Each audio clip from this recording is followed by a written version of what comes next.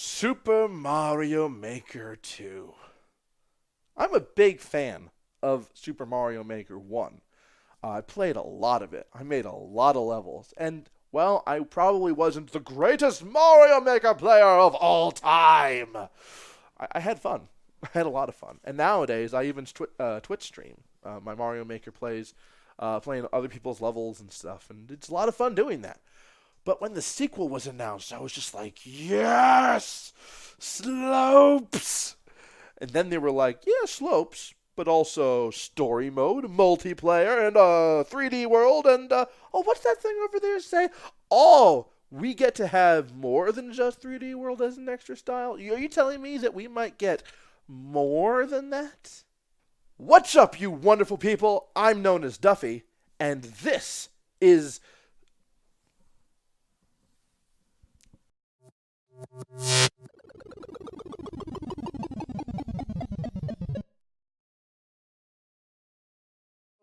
I know this is a little late because it was a while ago that we saw all this and learned about all of this, and was like, people have already done their videos on what they think the extra game style could be.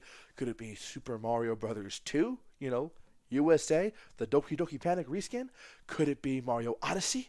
Could it be Yoshi's Island, maybe? Who knows? It could be all of them. Who knows how many extra game styles we could get? I guarantee you, though, if they do more than one extra, it's definitely all going to be DLC, like paid DLC. They're not just going to give that out. And it'll likely be something where if you don't have the DLC, you can't play levels made with it. And if you do have the DLC, you can. Obviously, you can't make levels in it if you didn't buy it either, but, whatever. But there's a game mode that I'd love to see included, and I don't know if they're going to do it. If they're only doing one more, it's definitely not going to be the one that makes the cutting room floor. And if it's going to be free, it's probably not going to be making the cutting room floor. Although I could totally see them doing it if it's paid. So, here's what I'd like to see as the next game style for Super Mario Maker 2.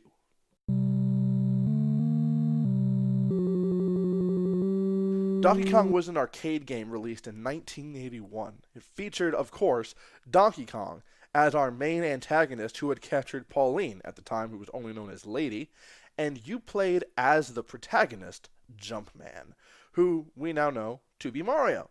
Jumpman was able to, of course, jump, climb ladders, and use hammers to make his way through a few levels in which he was just trying to reach the top where his lady was. The game wasn't exactly what you'd call a masterpiece, but it was a pretty advanced arcade game, and it allowed you to progress through different kinds of levels. Whereas before, an arcade game could include you playing through the same exact level layout, just with harder enemies like Pac-Man, Donkey Kong had actual different levels, where the ladders were in different places, and you were basically in a different place each time. That's what made this game really interesting. Now, unlike future Mario games, Mario could take fall damage, and I mean, it didn't take much at all to kill Mario from falling from any sort of height. Mario could not withstand the impact of the ground, and that made it a little bit more challenging, to be honest. Mario's jumps also weren't as precise as they are these days, but it was still a pretty good game. And it went on to give us Donkey Kong Country and, of course, the Mario Brother games. Nowadays, we think of Mario as this guy who can run really fast, do really crazy jumps, and collects power stars or power moons or shine sprites or green stars or whatever.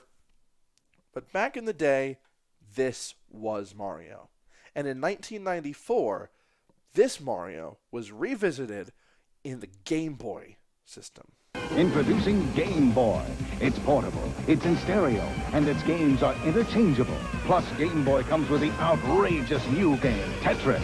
By the time 1994 rolled around, Mario had already appeared in Super Mario Bros., Super Mario Bros. 2, Super Mario Bros. The Lost Levels, Super Mario Bros. 3, Super Mario World, and of course, let's not forget the old arcade, Mario Bros.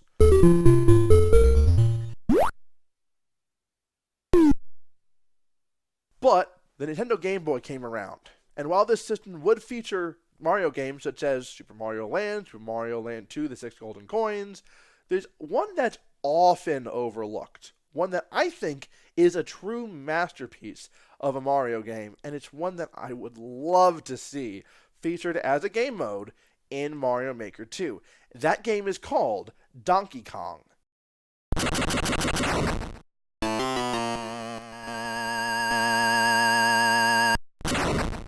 It starts off with the same level as you saw in the old arcade game, except this time instead of having blue ladders, red girders, and a black background, the whole thing's a lot more grayscale, unless you're playing on a Super Game Boy, which does add some nice coloring into it. The first thing you'll notice is that if Mario falls from too great a height, he'll still die.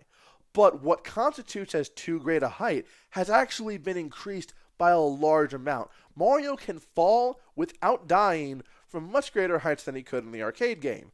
But where his jumping was kind of limited back in the old days, his jumping has now been increased greatly. In fact, a lot of the moves that Mario has in Super Mario 64, like this, and this, actually originated here in 1994. Mario can do the side somersault.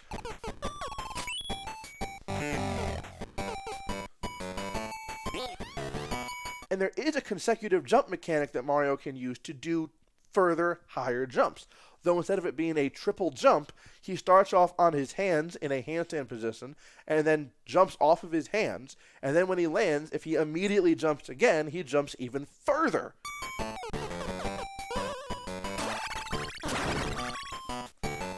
These new mechanics alone take the original arcade levels and make them so easy to get through. Mario breezes through them. And you know how we can prove this? Because this game starts with the old arcade levels remade, but this time Mario has new mechanics that he can use to his advantage. But once you get past those first 4 levels, you realize this isn't going to be just like the arcade game that you used to play in 1981. And that's because this game is a puzzle platformer. There are 3 types of levels in this game. 1. Lock and key levels. In these levels, Mario has to avoid obstacles and get past enemies in order to find a key, which is literally his height, get on top of it, pick it up, and bring it to a locked door. The reason this can be sometimes challenging is because Mario can't do a lot of his crazy jumps while holding the key. In fact, his mobility is very limited. While holding the key, really the only things that he can do is walk and jump. No handstands, no side somersaults, nothing. And if he throws the key somewhere, which sometimes you have to do, it will disappear in about 12 seconds. When it disappears, it will respawn back where you found it, and you'll have to go back and get it again. These puzzles can sometimes be pretty hard. Although a lot of them these days, especially if you're familiar with all of Mario's moves, can be done pretty easily. But what it lacks in difficulty, it makes up with in just pure enjoyment. This game is so much fun. Even on some of the easier levels, you can actually go out of your way and try and find different ways of beating the levels, different from how the developers expected you to. And if you can do that, good on you. The second kind of levels are Donkey Kong chase levels. And now in these levels, they're kind of like the arcade game, in which your only objective is to reach Donkey Kong and Pauline. However, you will have a much bigger environment in which to do this. Sometimes they're a lot taller, sometimes they're wider, and Donkey Kong is doing more than just throwing barrels at you most of the time. Once you get up to the top of the level where Donkey Kong and Pauline are, you're good to go.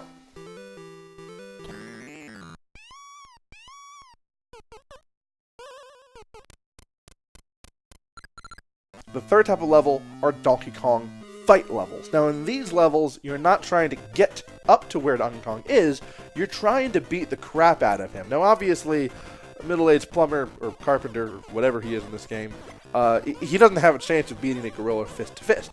But Donkey Kong is throwing barrels, and when those barrels land on the floor, and sometimes Mario has to go out of his way to make sure they land on the floor and don't just fall off the stage, Mario can then pick the barrels up, lift them over his head just like the keys, and then he can jump up on platforms to reach Donkey Kong's location and throw the barrel at Donkey Kong. Doing this is the only way to actually beat Donkey Kong most of the time. And if you can succeed in doing this, Donkey Kong will shake it off, grab Pauline, and continue on to the next world. This game was fantastic. 9 worlds, so many levels, and while some of them were definitely easy, there's a lot of potential in this gameplay style, and it's so vastly different from any other Mario game. So if Mario Maker 2 wants to have a section of game styles that are so different from the other games that you can't bring resources over from one to the other, this would be the most obvious choice. Okay, maybe not the most obvious choice, but when you think about it and know about it, then it is an obvious choice. People think Super Mario Bros. 2 makes sense because you don't jump on your enemies, you pick them up and you throw them at other enemies, and that's how that game works. People think Mario Odyssey would make sense for this kind of thing because you can capture enemies, and that would require so much different programming that bringing over the other resources from the other styles would just be too much. And that all makes sense. But you know what? If it was just this one game from 1994 for the Game Boy, one that sold reasonably well for the time, but it's been over 20 years since that game came out. If it was the only time they'd ever tried a game style like that, I could see why you wouldn't want to go ahead and put that in Mario Maker 2. Maybe most people wouldn't recognize it. But here's the thing. It's not the last time that game style was used. Mario vs. Donkey Kong. Several years later, on the Game Boy Advance, Nintendo released a game called Mario vs. Donkey Kong.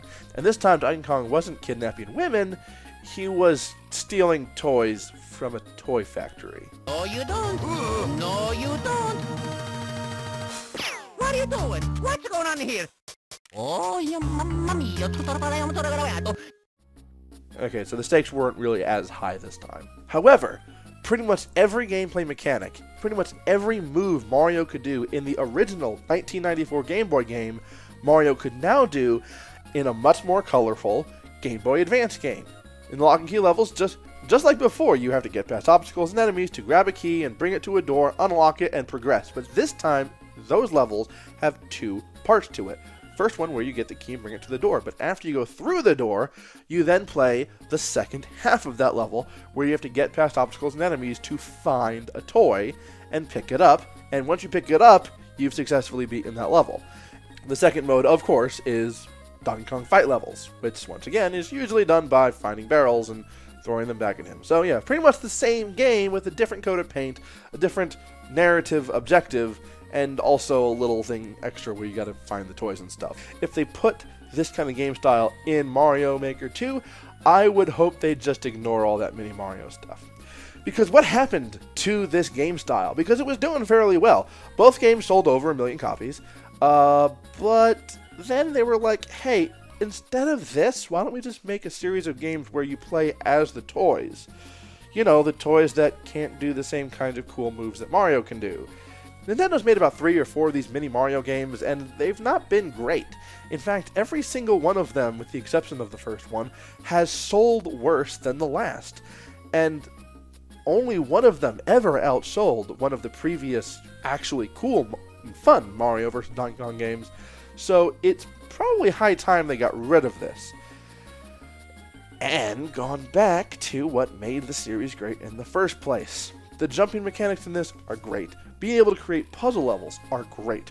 Look, I want to see Super Mario Bros. 2, Yoshi's Island, and heck, even Mario Odyssey put in Mario Maker 2 as much as anyone else.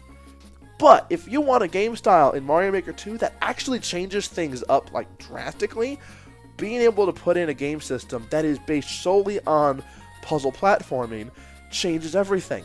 Now look, I know that Mario Maker already has a lock and key system. You can find keys by just finding them in the worlds, or beating enemies that have them, or collecting red coins so that you can collect them. But the problem is, that's not the same thing as picking up a key that prevents Mario from being able to move as well as he could before. It's not the same thing as still being able to die if you fall far enough.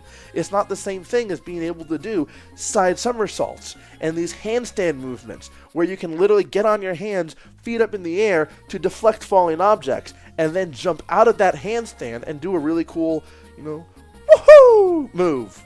Whatever. These games were fantastic, so much fun and enjoyable, and honestly, it would be a great addition to Super Mario Maker 2. So Nintendo, I don't know if you can hear me. Probably can't. But the thing is, I'd love to see this Mario style brought back through Super Mario Maker 2. I would make the best levels if I could play. I would make so many levels using this game style if you included it. So that's my plea to you, Nintendo. And if you want to do this, guys, share this video with your friends because I'd love to see it in there, and I bet you would enjoy it too. And in the meantime, I'm going to go ahead and stream on Twitch for a little while because I'm making to play some Donkey Kong now. Ooh, I'd love to do a speedrun of that one day. I'm not a speedrunner, but with a little practice, who knows what I could do. I do love that game. Until next time, guys. Bye. Okay, looks like Thwomps will protect me. Okay, get up, get up, get up, get up, get up. I don't want to squish. I don't want to be squeezed. And we're dead. You can see the fear in Mario's eyes. I don't know if you could have seen that on an original Game Boy screen.